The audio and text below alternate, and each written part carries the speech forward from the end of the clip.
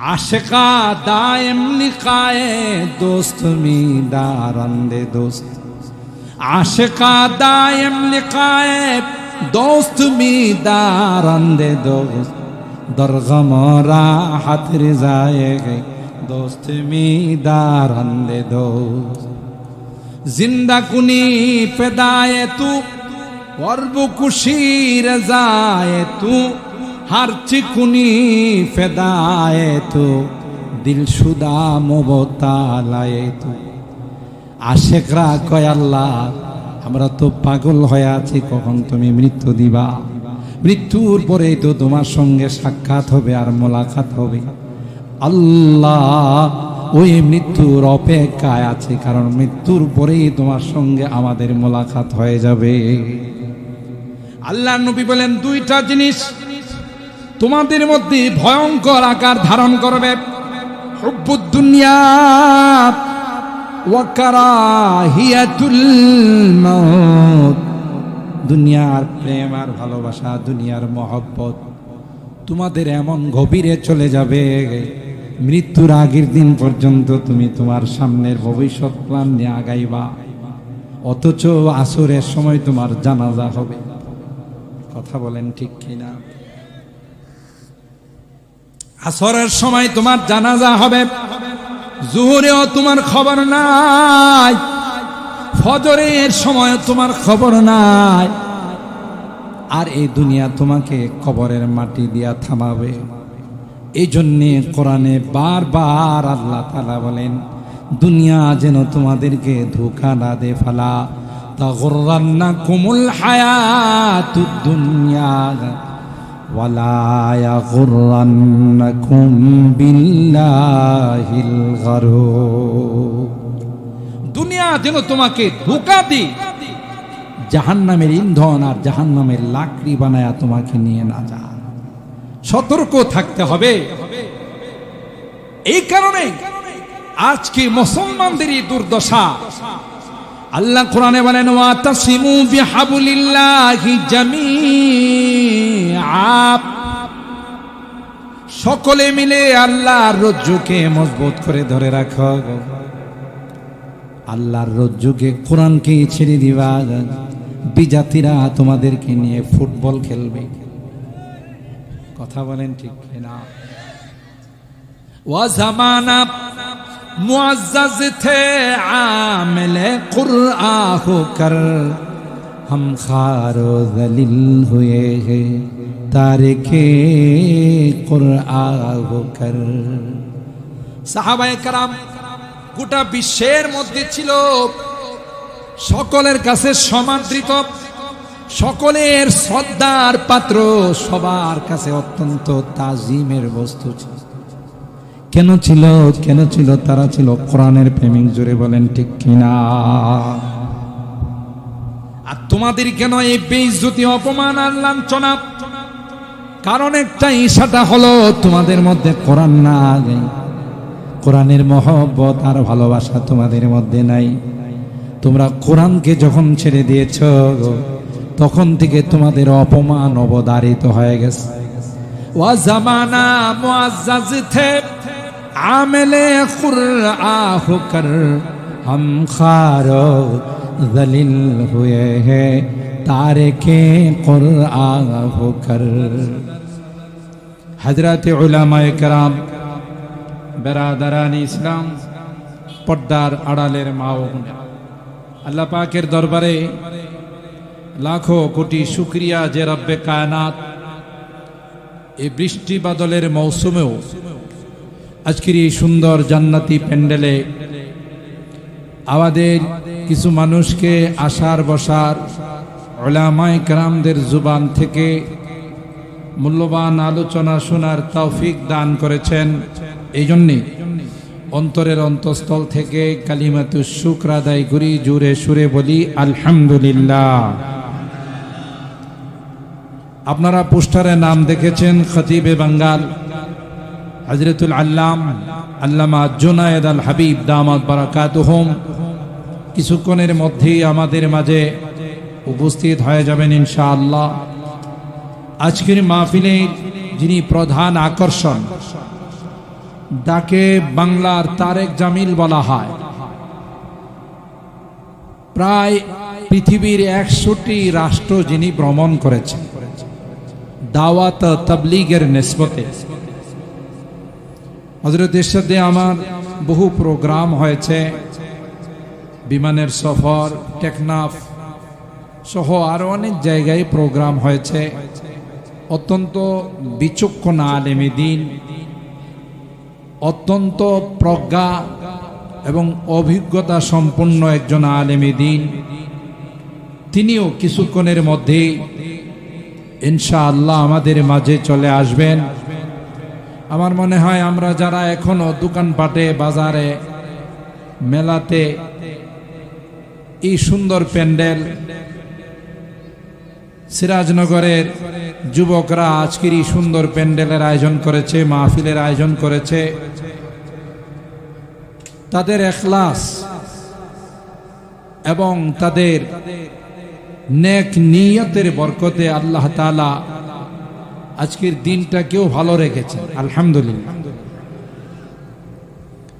কারণ প্রতিদিনই বৃষ্টি হয়, আমরা আসার পথে রাস্তাও কয়েকটা বৃষ্টির ফোঁটা পড়েছে, ঢাকাতে বৃষ্টি হয়েছে, কিন্তু এই এলাকাটাকে আল্লাহ তাআলা বৃষ্টি মুক্ত রেখেছেন, আলহামদুলিল্লাহ। তাই আমরা গনিমত, এই নিয়ামতের শুকরিয়া আদায় করি। কেউ এদিক সেদিক দাঁড়িয়ে না থেকে প্যান্ডেল আমরা কানায় কানায় ভরপুর করে ফেলি, তাহলে মেহমানরা এসেও খুশি হবেন যে না, ব্রাহ্মণবাড়িয়ার মানুষ আসলে ইসলাম প্রিয়, ব্রাহ্মণবাড়িয়ার মানুষ কোরআন প্রিয়, উলামা প্রিয়। খুশি হবেন, আল্লাহও খুশি হবেন যে দেখো আমার বান্দারা এই গরমের মধ্যেও সুন্দরভাবে বসে কোরআনের আলোচনা শুনতেছে। ফেরেশতাদের মজলিসে আল্লাহ আমাদের মুযাকারা করেন, আলোচনা করেন। তোমরা সাক্ষী থাকো, আমি তাদের জীবনের গুনাহগুলো মাফ করে দিলাম। আর যে জান্নাতের আশায় বসা, যে জাহান্নাম থেকে মুক্তি লাভ করার আশায় বসা, আমি আল্লাহ তাদেরকে জাহান্নাম থেকে মুক্ত করে জান্নাতের ফয়সালা করে দিলাম। তো আমি আপনাদের খিদমতে কোরআনুল কারীমের ৪র্থ নাম্বার পারার ২য় পৃষ্ঠা হাফিজে কোরআন শরীফের সূরা আলে ইমরানের ১০৩ নাম্বার আয়াতে কারিমা তিলাওয়াত করেছি।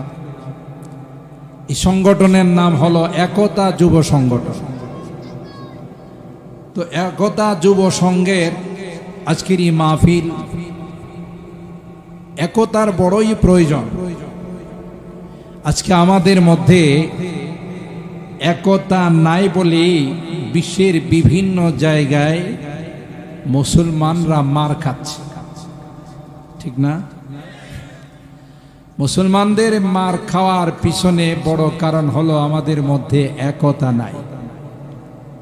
আপনারা সুইলপুর তাফসিরে, বদল বাজার তাফসিরে হযরত বড় হুজুর রহমাতুল্লাহ আলাইহি জুবানে অনেক সময় শুনেছেন যে চুলের কোনো শক্তি নাই, টান দিলেই ছিঁড়ে যায়।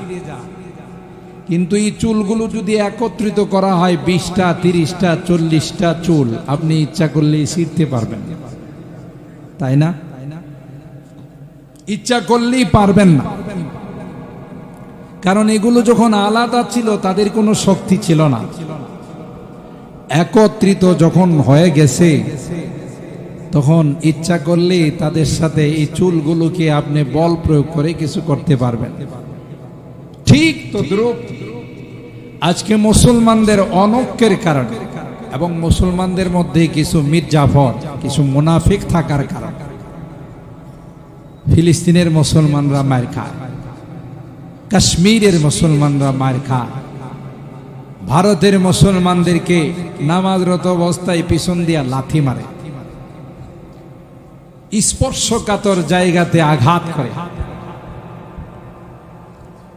আপনারা ইতিমধ্যেই মিডিয়ার সাহায্যে দেখেছেন যে যত জুলুম আছে সবগুলির একটা শেষ আছে, ঠিক কিনা বলেন?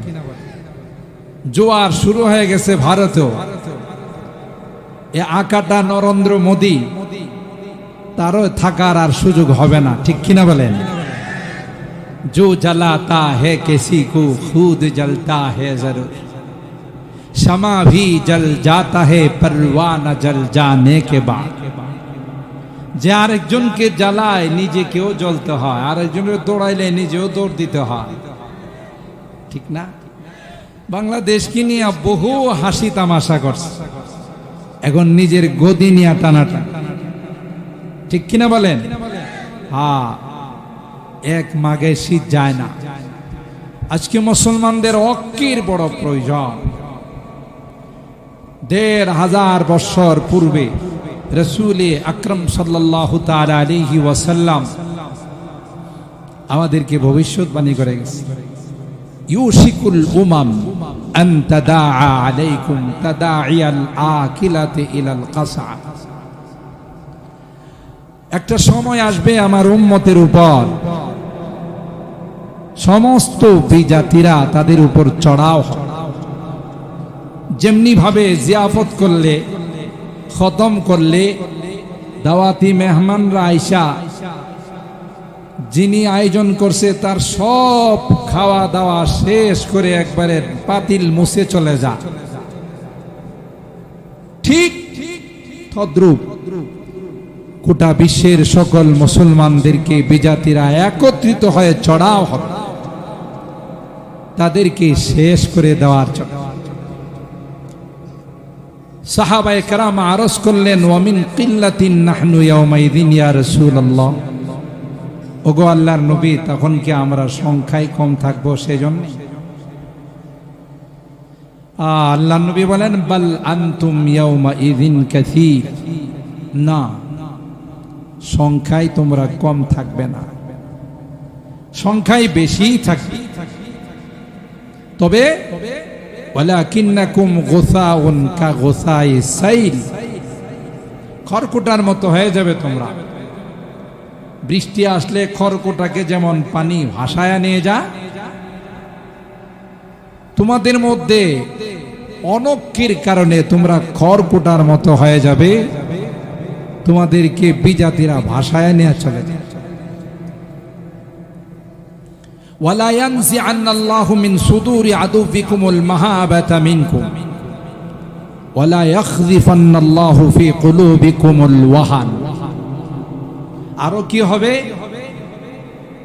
শত্রুদের দুশমনদের কথা শুনলে তোমাদের অন্তর থরথর করে কাঁপবে, আর তোমাদের যে একটা ভয় ছিল তাদের অন্তরে, এটা শেষ হয়ে যাবে। এরা তোমাদেরকে এখন 2 পয়সা দিয়েও গণবে না, এরকম হয়ে গেছে না? হযরত উমর অর্ধ জাহানের বাদশা ছিলেন, কোন রাজপ্রাসাদ ছিল না। হযরত ওমর ইবনুল খাত্তাব রাদিয়াল্লাহু তাআলা, কোন সিংহাসন ছিল না, বাগানে বসে বসে রাষ্ট্র চালাইত। সুদূর চায়না থেকে, চায়নার প্রেসিডেন্ট যখন হযরতে ওমরের নাম শুনত, থরথর করে কাঁপতে থাকত। না জানে ওমর কত বড় শক্তির মালিক। 2 জন দূত পাঠাইলাম, দেখে আসো ওমরের সিংহাসন কত বড়, ওমরের সোলজার কত বেশি। এরা সফর করে আসলো, আমিরুল মুমিনিন হযরত ওমরকে তালাশ করে পায় না, রাজপ্রাসাদ পায় না, সিংহাসন তালাশ করে পায় না। একজন সাহাবীকে জিজ্ঞাসা করলো, এ ভাই, তোমাদের আমিরুল মুমিনিনের রাজপ্রাসাদটা কোথায়? রাজভবন, গণভবনটা কোথায়? সিংহাসনটা কোথায়? কই না, না, তার কোনো সিংহাসন নাই, তার কোনো রাজপ্রাসাদ নাই। তাইলে তিনি কোথায় বসে রাষ্ট্র চালায়? সাহাবী বললেন, আসো, যদি দেখতে চাও আমাদের আমিরুল মুমিনিনকে দেখে যাও। বাগানের এক কোনায় বসা, দূরের থেকে ইশারা করে কয়, ওই যে দেখা যায় তিনি হলেন আমিরুল মুমিনিন ওমর ইবনুল খাত্তাব। বাগানে 2 কদম ঢুকায়, আবার 2 কদম পিছনে নিয়ে যায়, সামনে যাওয়ার সাহস পায় না। সাহাবী কয়, কি ব্যাপার, সামনে কেন যাও না? কো ভাই, কেমন যেন ভয় লাগতেছে। তার সামনে যাওয়ার সাহস হচ্ছে না, অন্তরে কেমন যেন ভয়ভীতি অনুভব হচ্ছে, তাই সামনে যাওয়ার জন্য অগ্রসর হচ্ছে না। আল্লাহ ইমানদারদেরকে ডাক দিয়া কয়, তোমাদের ভিতরে এমন এক জিনিস আমি আল্লাহ দিয়েছি, তোমরা যদি সঠিক করতে চলো রে, বিজেরাত বিজাতিরা তোমাদের মিসওয়াক দেখে তারা ময়দান ছেড়ে পালাবে।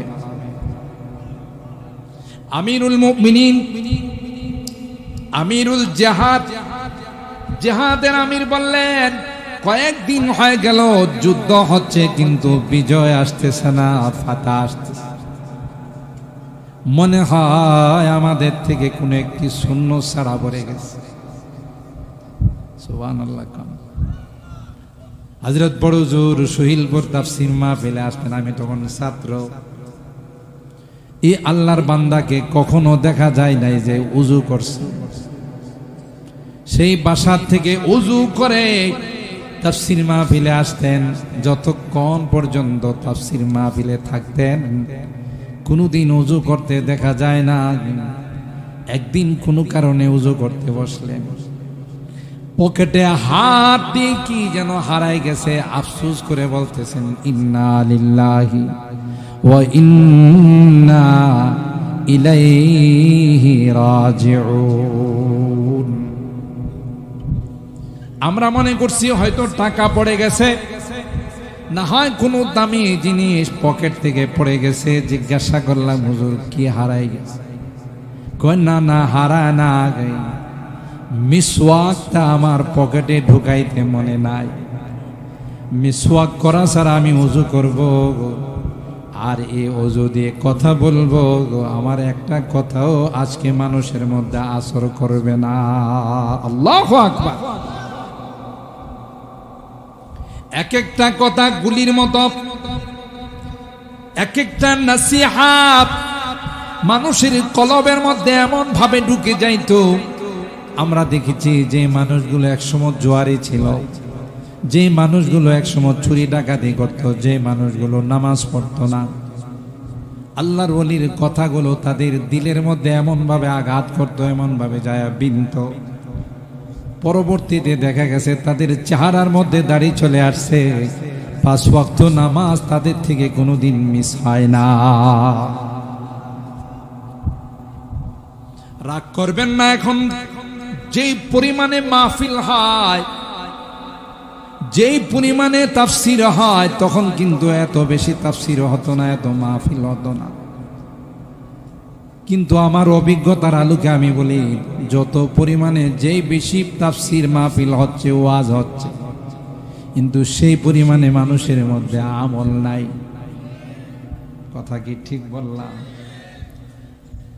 আগে যেমন ছিল এখনো সেই রকম। আগে মিথ্যা কথা বলতো, এখনো মিথ্যা কথা কয়।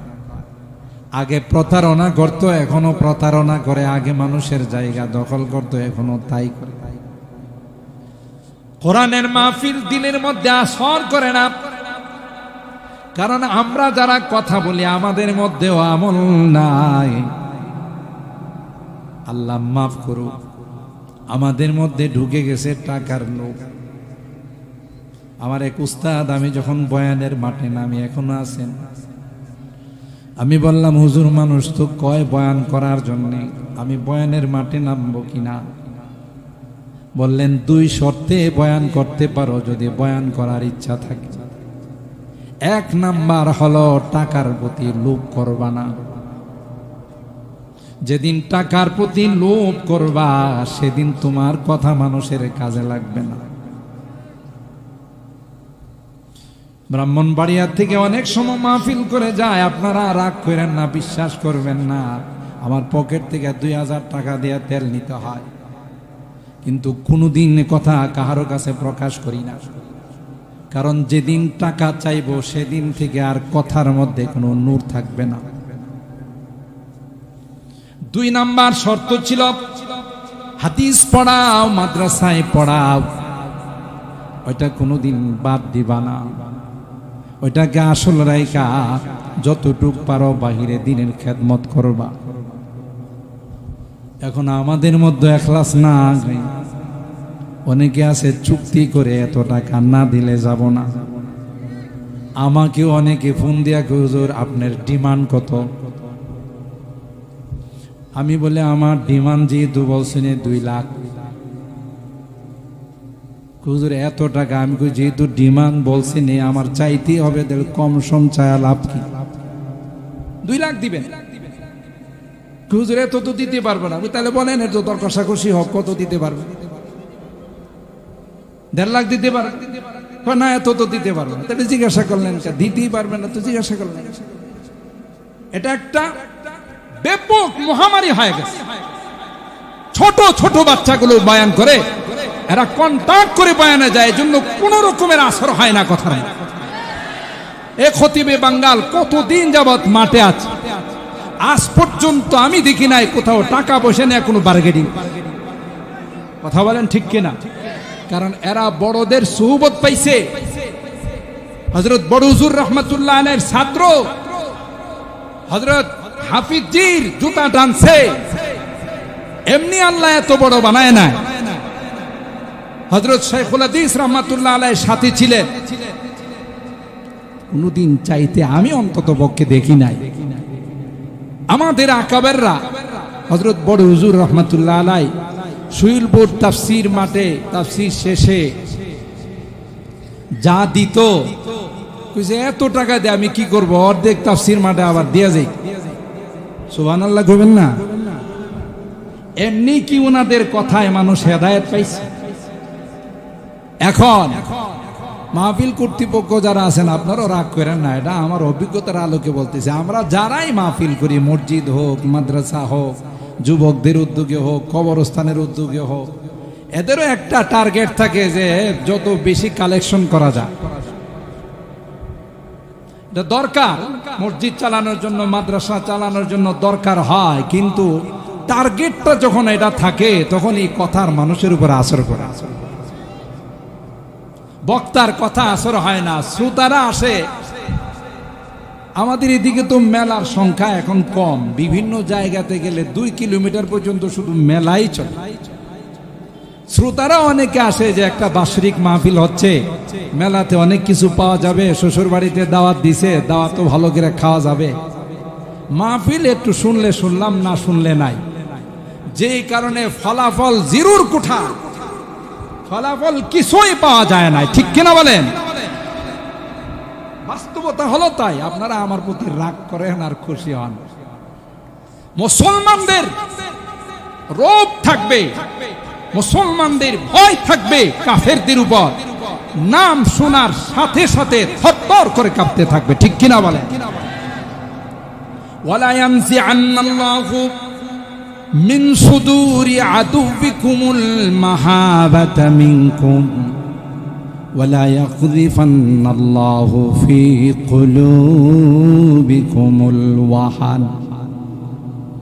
আল্লাহর হাবিব বলেন 2 কারণ। 1 নাম্বার হলো তোমাদের ভয়টা তাদের কাছে চলে যাবে, তাদের ভয়টা তোমাদের অন্তরে চলে আসবে। 2 নাম্বার কারণ হলো তোমাদের ভিতরে ওয়াহান চলে আসবে। সাহাবায়ে কেরাম আরজ করলেন, ওয়ামাল ওয়াহনু ইয়া রাসূলুল্লাহ, ওগো আল্লাহর পয়গম্বর, ওয়াহান কি জিনিস বুঝলাম না। ভালো করে শুনে রাখুন।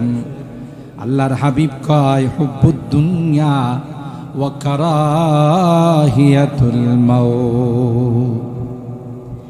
1 নাম্বার হলো দুনিয়ার মহব্বত, দুনিয়ার সামান, দুনিয়ার টাকা পয়সার মহব্বত তোমাদের অন্তরে এমন ভাবে ঢুকে যাবে যে দুনিয়ার জন্য, দুনিয়ার পদ পদবীর জন্যে, দুনিয়ার টাকা পয়সার জন্যে কোনোভাবে তুমি কোনো কষ্টের মধ্যে রাজি হবে না, ইবাদত বন্দেগী করতে রাজি হবে না।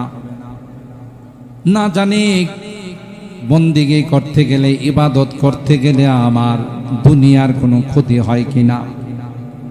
হুব্বুদ দুনিয়া ওয়া কারাহিয়াতুল মাউত, মৃত্যুকে তোমরা এমন ভাবে ভয় পাবে, মৃত্যুর কথা শুনলে নিরাপদ দূরত্ব বজায় রাখবে, মৃত্যুকে তোমরা কখনো আলিঙ্গন করবে না। অথচ সাহাবায়ে কেরাম রিদওয়ানুল্লাহি তাআলা আলাইহিম আজমাইন মৃত্যুকে আলিঙ্গন করে নিতেন। জিহাদে গিয়ে শাহাদাত বরণ করার জন্যে পয়গম্বরের কাছে আবদার জানাইতেন। হযরত ওমর আল্লাহর কাছে দোয়া করতেন, আল্লাহুম্মা রযুকনি শাহাদাতান ফি সাবিলিক ওয়াল মাউত ফি বালাদে হাবিবিক। হে রব্বে করিম, আমার মৃত্যু যখন হবে শাহাদাতের মৃত্যু দিও, স্বাভাবিক কোন মৃত্যু আমাকে তুমি দিও না। 2 নাম্বার, ওয়াল মাউতা ফি বালাদে হাবিবি, মৃত্যুটা যেন মদিনায় হয়। সুবহানাল্লাহ, আমার মৃত্যুটা যেন মক্কায় না হয়, আমার মৃত্যুটা পৃথিবীর কোথাও যেন না হয়, আমার মৃত্যুটা যেন মদিনায় হয়। আল্লাহ, সে দরখাস্ত তোমার কাছে। আল্লাহ ওমরকে ডাক দেয়া কয়, ওমর, এ ওমর, দোয়া করছো 2টা, আমি আল্লাহ তোমার জন্য আরেকটাও বরাদ্দ করে দিলাম। কোরআনে কারীমে সূরা ইউনূসের মধ্যে আছে, লিল্লাযীনা আহসানুল হুসনা ওয়া জিয়াদা, যারা নেক কাজ করে রে আমি আল্লাহ তাদেরকে তো প্রতিদান দিবই দিব, এরপরও এক্সট্রা কিছু পুরস্কার আমি আল্লাহ তাদেরকে দান করব। আর ভাইরা, হযরত উমর 2 দোয়া কবুল। মৃত্যুর পূর্বে আব্দুল্লাহ ইবনে ওমরকে কয়, আব্দুল্লাহ, মনে হয় রে আমি আর বেশি দিন বাঁচব না, যা যা উম্মুল মুমিনিন আয়েশাকে গিয়ে আমার সালাম জানা। সালাম জানাবি আর বলবি, এ উম্মুল মুমিনিন আম্মা জান, আমিরুল মুমিনিন হযরত ওমর আপনাকে সালাম জানাইছে গো, আর একটু পারমিশন চেয়েছে। সারাটা জীবন যেই 2 বন্ধুর সঙ্গে কাটাইছেন, আল্লাহর হাবিব এবং হযরত আবু বকর, দিলটা চাই মৃত্যুর পরেও তাদের সঙ্গে তিনি শুয়ে থাকবেন। নবীরা যেখানে ইন্তেকাল করেন, তাদের দাফন সেখানে হয়। আম্মা জান আয়েশা সিদ্দিকা রাদিয়াল্লাহু তাআলা আনহা আল্লাহর কাছে দোয়া করতেন, আল্লাহ তোমার নবী আমাকে এত ভালোবাসে, এত মহব্বত করে গো, তোমার নবীর ইন্তেকালটা যেন আয়েশার কুলের মধ্যে হয়। তাই হলো আল্লাহর নবী যখন মৃত্যুর সময় যখন ঘনিয়ে গেল, বারবার আল্লাহর হাবিব বুখারী শরীফের মধ্যে আসে, জিজ্ঞাসা করে, আইনা আনা গাদান, আমি আগামীকাল কার ঘরে থাকব? আম্মা জানরা বুঝে ফেলছে যে আল্লাহর নবী তো আয়েশার ঘরে যাইতে চায়। আম্মা জান আয়েশা সিদ্দিকা রাদিয়াল্লাহু তাআলা আনহা বলেন, নবী আমার ঘরে চলে আসলেন।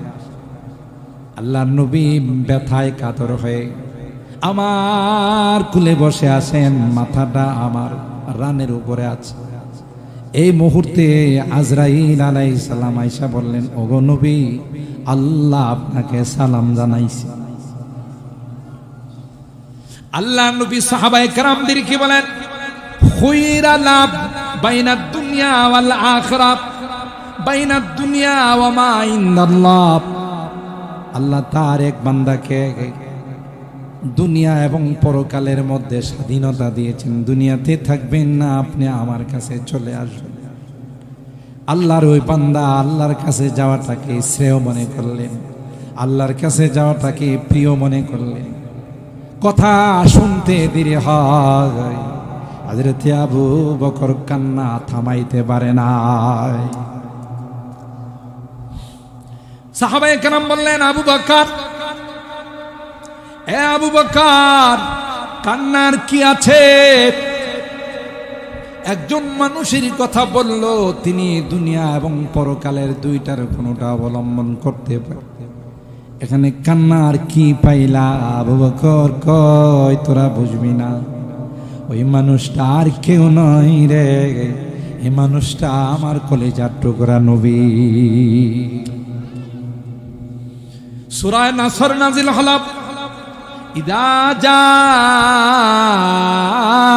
নাসরুল্লাহি ওয়াল ফাতহ ওয়া রাআইতান নাসা ইয়াদখুলুনা ফি দীনিল্লাহি আফওয়াজা ফাসাব্বিহ বিহামদি রাব্বিকা ওয়াস্তাগফির ইন্নাহু কানা তাওয়াবা। যেই সূরার অর্থ হলো আল্লাহর পক্ষ থেকে সাহায্য চলে আসছে এবং আল্লাহর পক্ষ থেকে বিজয় চলে আসছে। পয়গম্বর, মানুষকে আপনি দেখবেন দলে দলে ইসলামের পতাকা তলে চলে আসছে, মুসলমান হয়ে যাবে গো। আপনার কাজ হলো আপনি শুধু আল্লাহর প্রশংসা করুন, আল্লাহর তাসবিহ তাহলিল পবিত্রতা বর্ণনা করুন, আল্লাহর কাছে আপনি ক্ষমা চান। এই সূরা নাযিল হতে দেরি হয়, হযরতে সিদ্দিক আকবর মসজিদের কোনায় যা বাচ্চার মতো কান্না শুরু করে দিলেন। সুবহানাল্লাহ। সাহাবায়ে কেরাম বললেন, আবু বকর, এ আবু বকর, কান্নার কি পাইলাই? সূরার মধ্যে সুসংবাদ দিয়েছে আবু বকর, বিজয়ের সুসংবাদ আসছে। কান্নার কি পাইলা রে আবু বকর? হযরত আবু বকর বলেন, তোরা বুঝবি না, এই সূরা নাসার আমার নবীর মৃত্যুর সংবাদ নিয়ে দুনিয়াতে আসছে। কি করে বুঝলাম মৃত্যুর সংবাদ নিয়ে আসছে? আবু বকর কয়, আল্লাহ পাক আমার হাবিবকে বলেন, ফাসাব্বিহ বিহামদি রাব্বিকা ওয়াস্তাগফির ইন্নাহু কানা তাওয়াবা। এ নবী, আপনার ডিউটি শেষ। যে দায়িত্ব দিয়ে আপনাকে পৃথিবীর মধ্যে প্রেরণ করেছিলাম, নবুয়তির দায়িত্ব দিয়ে প্রেরণ করেছিলাম, নবী আমার, আপনার দায়িত্ব আপনি কমপ্লিট করে ফেলছেন। আমিও কোরআনে ডিক্লার দিয়ে দিলাম, আল-ইয়াউমা আকমালতু লাকুম দীনাকুম ওয়া আতমামতু আলাইকুম নি'মাতি ওয়া রাদিতু লাকুমুল ইসলাম দীনা। যেহেতু নবীর কোনো দায়িত্ব নাই, নবুয়তির দায়িত্ব কমপ্লিট হয়ে গেছে, নবুয়তির দায়িত্ব শেষ হয়ে গেছে, তাই আল্লাহ পাক নবীকে বললেন, আপনি এখন তাসবিহ আর তাহলিলের মধ্যে থাকেন। তার মানে হলো আর বেশি দিন নাই রে, নবী কিছু দিনের মধ্যেই আমাদের থেকে চিরবিদায় নিয়ে চলে যাবে। আর হারাপ, এই জন্যে সাহাবায়ে কেরাম মৃত্যুকে আলিঙ্গন করতেন, মৃত্যুকে তারা ভয় পাইত না, যে কারণে সুন্নতের উপরে তাদের আমল ছিল। তাদের ছিল নবীর অগাধ মহব্বত আর ভালোবাসা। মৃত্যুবরণ করলেই তো আমি আমার রবের কাছে চলে যাব। সুবহানাল্লাহ। আশিকা দায়েম লিকায়ে দোস্ত মি দারান্দে দোস্ত, আশিকা দায়েম লিকায়ে দোস্ত মি দারান্দে দোস্ত, দরগমরা হাত রিজায়ে গে দোস্ত মি দারান্দে দোস্ত। জিন্দা কুনি পেদায়ে তু वर्ब कुशीर जाए तू, हर चिकुनी फेदाए तू, दिल शुदा मोबतालाए तू। आशेकरा कय आल्लाह আমরা তো পাগল হয়ে আছি, কখন তুমি মৃত্যু দিবা। মৃত্যুর পরেই তো তোমার সঙ্গে সাক্ষাৎ হবে আর মোলাকাত হবে। আল্লাহ ওই মৃত্যুর অপেক্ষায় আছে, কারণ মৃত্যুর পরেই তোমার সঙ্গে আমাদের মোলাকাত হয়ে যাবে। আল্লাহর নবী বলেন, দুইটা জিনিস তোমাদের মধ্যে ভয়ঙ্কর আকার ধারণ করবে, হুব্বুদ দুনিয়া ওয়া কারাহিয়াতুল মাউত। দুনিয়ার প্রেম আর ভালোবাসা, দুনিয়ার মহব্বত তোমাদের এমন গভীরে চলে যাবে, মৃত্যুর আগের দিন পর্যন্ত তুমি তোমার সামনের ভবিষ্যৎ প্ল্যান নিয়ে আগাইবা, অথচ আসরের সময় তোমার জানাজা হবে।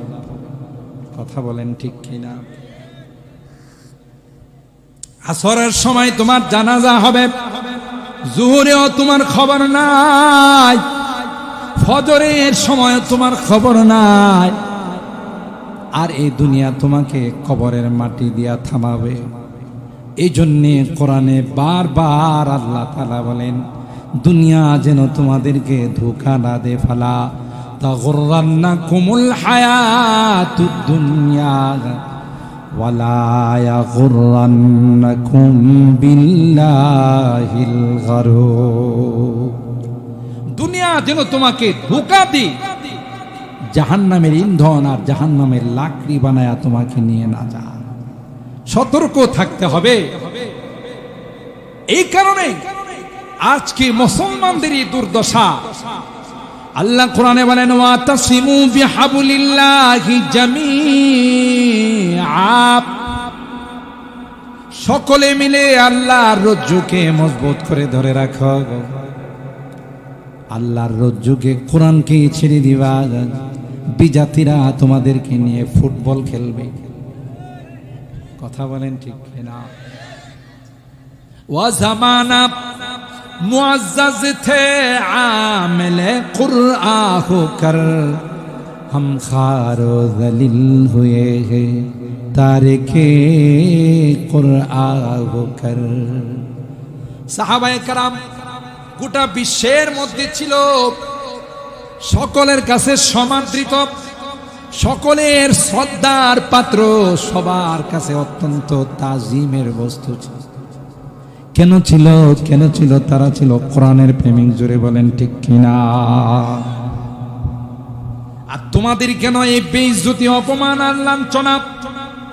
কারণ একটাই, সেটা হলো তোমাদের মধ্যে কোরআন নাই, কোরআনের মহব্বত আর ভালোবাসা তোমাদের মধ্যে নাই। তোমরা কোরআনকে যখন ছেড়ে দিয়েছ, তখন থেকে তোমাদের অপমান অবধারিত হয়ে গেছে। ওয়া জামানা মুআজ্জাজ থে আমিলে কুরআ হোকর, हम खार ज़लील हुए हैं तारिके कुरआ होकर। আমাদের এই অপমান আর লাঞ্ছনার কারণ একটাই, কোরআন থেকে আমরা দূরে সরে গেছি। ওয়ালা তাফাররাকু, আল্লাহ বলেন ফেরকা বন্দি হয় না, গ্রুপিং যেন তোমাদের মধ্যে না হয়। আল্লাহ বলেন, মুসলমান, ওয়াজকুরু নি'মাতাল্লাহি আলাইকুম ইয কুনতুম আ'দা ফাআল্লাফা বাইনা কুলুবিকুম ফাআসবাহতুম বিনি'মাতিহি ইখওয়ানা। যদিও এই আয়াত আউস আর খাজরাজ সম্পর্কে নাযিল হয়েছে, উলামায়ে কেরাম জানেন, আল ইবরাতু বিউমুমিন নাস বিউমুমিন নুসুস লা বিখুসুসিল মাওয়ারিদ। কোরআনের শব্দ বলে তোমরা একটা সময় জাহান্নামের কিনারায় ছিলে, জাহান্নামে মৃত্যুবরণ করলে তোমরা চলে যাই। আমি আল্লাহ ইমানের দৌলত দি তোমাদেরকে মুসলমান বানায়া ওই জাহান্নামের শাস্তি থেকে, জাহান্নামের আযাব থেকে আমি আল্লাহ তোমাদেরকে রক্ষা করে জান্নাতের মেহমান বানাই দিলাম। কি শুকরিয়া আদায় করছো, জীবনের কি শুকরিয়া তোমরা আদায় করলে? উল্টা না শুকরি করো, নামাজ পড়ো না, হালাল কামাই করো না, মিথ্যা কথা বলো, প্রতারণা, ধোঁকাবাজি, এগুলোতে তোমরা লিপ্ত হয়ে গেছো। আরে নাফরমান, তোকে যেই সকল নিয়ামত আমি আল্লাহ দিয়েছি, গোটা জিন্দেগি সিজদায় পড়ে থাকলেও এই সকল নিয়ামতের শুকরিয়া আদায় হবে না। ঠিক কিনা বলে? ওয়া কুনতুম আলা শাফা হুফরাতিম মিনান নার। আউস আর খাজরাজ এদের মধ্যে চির বৈরিতা ছিল, চির শত্রুতা ছিল। এমনকি তাফসীরের কিতাবের মধ্যে আসে, কেউ যখন মারা যাইত তার সন্তানদেরকে ওসিয়ত করে যাই, আমি প্রতিশোধ নিতে পারলাম না, তোরা যদি আমার সন্তান হয়ে থাকো তাইলে প্রতিশোধরা নিও। প্রতিশোধ নেওয়ার জন্য ওসিয়ত করত। এইভাবে তাদের মধ্যে চির বৈরিতা ছিল, দুশ্মনী ছিল, আদাওয়াতি ছিল। আল্লাহ পাক ডাক দিয়া কয়, ইমানের রজ্জু দিয়ে, কালমার রজ্জু দিয়ে আমি আল্লাহ তোমাদেরকে এমন ভাবে মিলাই দিলাম, এখন তোমরা একজনকে ছাড়া আরেকজন খানা খাইতেও বসো না। এমনকি যখন মুহাজিররা হিজরত করে আনসারদের কাছে গেলেন, মদিনার আনসারী সাহাবীরা মুহাজিরকে ডাক দেয়া কয়, ভাই সব কিছু ফেলে তোমরা দ্বীনের জন্য, ইসলামের জন্য বাড়ি ত্যাগ করলা, গাড়ি ত্যাগ করলা, আত্মীয় স্বজন হারাইলা, জায়গা জমি সব কিছু ছেড়ে দিয়ে আসলাম, মাতৃভূমিটা পর্যন্ত ত্যাগ করে আসলাম। তোমাদেরকে স্বাগতম, আহলান সাহলা, তোমাদের জন্য মারহাবা। তবে ভাই আমরা তোমাদের কি সহযোগিতা করতে পারি? আনসারী সাহাবীরা মুহাজিরদের কি বলেন, এ ভাই আমার কয়েকটা বাগান আছে, তোমার যে বাগানটা পছন্দ হয় সেই বাগানটা তুমি যদি বলো আমি তোমার নামে রেজিস্ট্রেশন করে দিব, এই বাগানটা আমি তোমাকে দিয়ে দিব, তুমি বাগানের মালিক হয়ে যাবে। আর আমার কয়েকজন স্ত্রী আছে, যাকে ভালো লাগে তুমি বললে আমি তালাক দিয়ে দিব। সুবহানাল্লাহ বলে তোমার স্ত্রী হয়ে যাবে, শুধু তোমার বলতে দেরি হবে, বাস্তবায়ন করতে দেরি হবে না। মুহাজির সাহাবায়ে কেরাম বলেন, ভাই তোমার স্ত্রী নেওয়ার জন্য আসি নাই, তোমার বাগান নেওয়ার জন্য আসি না, হিজরত তো করছি আল্লাহ এবং আল্লাহর নবীর জন্য। সুবহানাল্লাহ। সুতরাং তোমাদের বাগান নিব না, তোমার স্ত্রী কি বিয়ে করব না, দেখায় দাও বাজার কোন দিকে। আমরা যেহেতু মক্কার মানুষ, আমরা বিজনেসম্যান, আমরা ব্যবসা করাটাকে পছন্দ করি, তাই দেখায় দাও কোথায় গেলে ব্যবসা করা যাবে, সেখানে গিয়ে ব্যবসা করব আর সেইভাবে জীবিকা নির্বাহ করব। তবু তোমাদের কোনো কিছুর উপর আমরা ডিপেন্ডেন্ট হব না। হিজরত তো করেছি আল্লাহর জন্য, হিজরত তো করেছি আল্লাহর জন্য, নবীর জন্য, দ্বীনের জন্য। তাই তোমাদের কোনো কিছু আমাদের আকাঙ্ক্ষা নাই। কিন্তু আনসারী সাহাবীরা বলে, ভাই নিলে খুশি হব। সুবহানাল্লাহ বলে, আবদার রক্ষা করলে খুশি হব। মুহাজিররা বলেন, না না ভাই, আমরা হিজরত করলাম, তোমরা দ্বীনের নুসরত করলা, হিজরত আর নুসরত দি তো আল্লাহ দুনিয়ার মধ্যে জিন্দা করছেন। সুবহানাল্লাহ। সব জায়গায় আল্লাহ বলেন ইন তানসুরুল্লাহ ইয়ানসুরকুম ওয়া ইউসাব্বিত আকদামাকুম। তোমরা যদি আল্লাহর দ্বীনের সহযোগিতা করো তাইলে নিঃসন্দেহে আল্লাহ তোমাদের সহযোগিতা করবেন। আর যদি দ্বীনের সহযোগিতা না করো আল্লাহ তোমাদেরকে বিপদে ফেলাইবেন।